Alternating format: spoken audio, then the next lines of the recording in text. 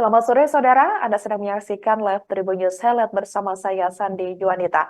Aparat keamanan baik TNI maupun polisi langsung bergerak cepat melakukan patroli berskala besar seusai kericuhan yang terjadi saat arak-arakan jenazah Lukas NMB di Kabupaten Sentani, Papua. Pihak kepolisian juga mengatakan saat ini baik di Sentani maupun Kota Jayapura sudah dalam kondisi terkendali. Menyinggung soal kericuan yang terjadi, pihak kepolisian juga menyebut maksud kami jumlah massa yang terlibat tidak banyak namun aksinya yang dilakukan cukup anarkis. Kemudian saudara, masih terkait iring-iringan jenazah Lukas NMB, imbas ricuh iring-iringan jenazah Lukas NMB pada Kamis 28 Desember 2023 hari ini, PJ Gubernur Papua Ridwan Haruma-Sukun ini turut menjadi korban yang terluka. Ia diketahui mengalami luka di bagian kepala lantaran terkena lemparan batu dari massa yang anarkis. Berdasarkan sejumlah foto yang beredar di media sosial, salah satunya yang sedang Anda saksikan ini, saudara, di layar kaca Anda, di mana kondisinya ini cukup memprihatinkan, tampak kening Ridwan ini mengeluarkan darah hingga harus diperban. Kemudian beralih ke informasi selanjutnya, saudara, terbaru kami mendapatkan informasi bahwa tim hukum perundang-undangan dan advokasi Dewan Perwakilan Cabang atau DPCP DIP Solo, Jawa Tengah ini melaporkan salah satu anggota DPRD Solo dari fraksi Golkar PSI berinisial MG ke kantor polisi, yakni ke Polresta Solo, Jawa Tengah pada hari ini.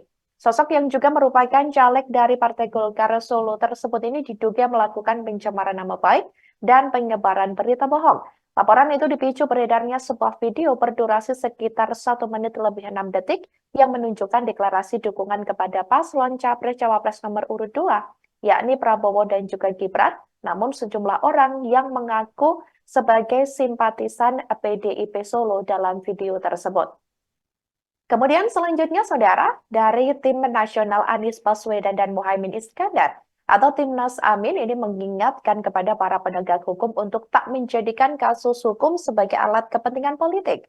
Hal itu menyikapi ditahannya Indra Karismiaji selaku juru bicara Timnas Amin dalam kasus pajak. Pernyataan tersebut dilontarkan oleh Ketua Tim Hukum Nasional Timnas Amin, yakni Ari Yusuf, karena Indra ditahan ketika sedang aktif dalam kampanye pasangan Amin. Kemudian, saudara, selain mengomentari kasus yang menyeret Indra Karismiaji, terbaru Timnas Amin ini juga menagih Bawaslu yang dinilai belum kunjung memproses pelanggaran pemilu yang dilakukan Cawapres nomor urut 2 Gibran Raka Buming Raka. Ari Yusuf selaku Ketua Timnas Amin membeberkan sejumlah dugaan pelanggaran terhadap Gibran, satu di antaranya yakni terkait dugaan pelanggaran kampanye di Car Free Day Jakarta yang dilakukan oleh Gibran, di mana saat itu Gibran disebut memberikan susu dan alat tulis kepada anak-anak serta warga di Car Free Day. Kemudian di informasi ke-6, saudara, sementara itu ini dari Bawaslu Jakarta Pusat ini menyatakan tidak jadi memanggil Gibran dalam kasus dugaan pelanggaran di Car Free Day tersebut.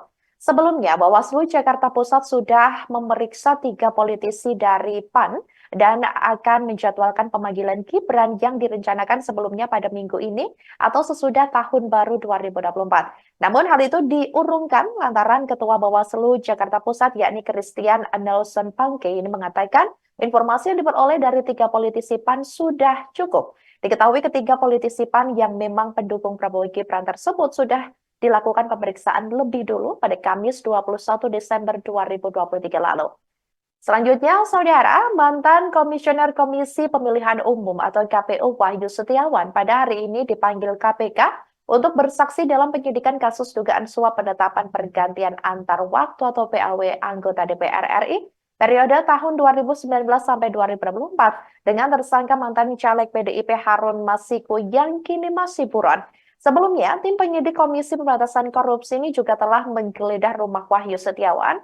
Namun, juru bicara KPK yakni Ali Fikri mengaku belum bisa mengungkap kapan tim penyidik menggeledah rumah Wahyu termasuk hasil penggeledahannya. Juru bicara KPK tersebut ini mengaku bahwa jaksa saat ini juga belum mendapat informasi dari tim penyidik lebih lanjut karena masih dalam proses pemeriksaan.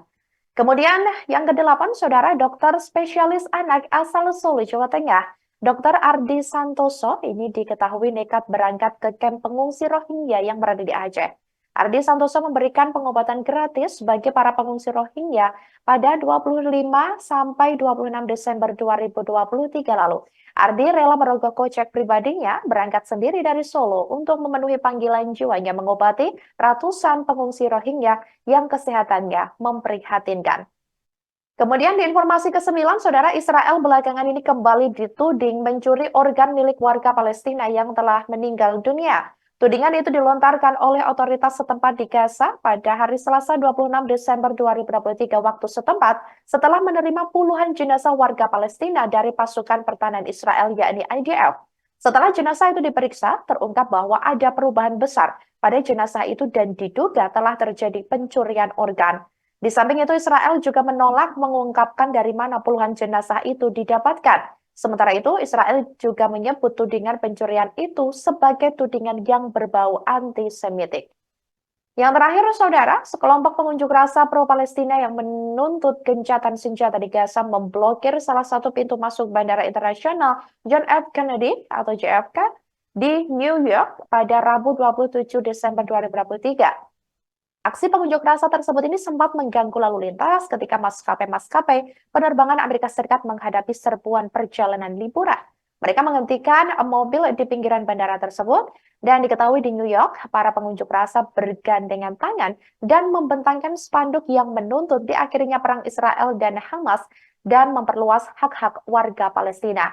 Aksi tersebut juga membuat lalu lintas terhenti tepatnya di Jalan Tol Van Wyck menuju Bandara JFK New York selama 20 menit. Demikian live Tribun News highlight kali ini, Saudara. Jangan lupa download aplikasi Tribun X untuk informasi lebih lengkap di www.tribunx.com. Jangan kemana-mana, sesaat lagi Anda akan menyaksikan live update. Terima kasih dan sampai jumpa.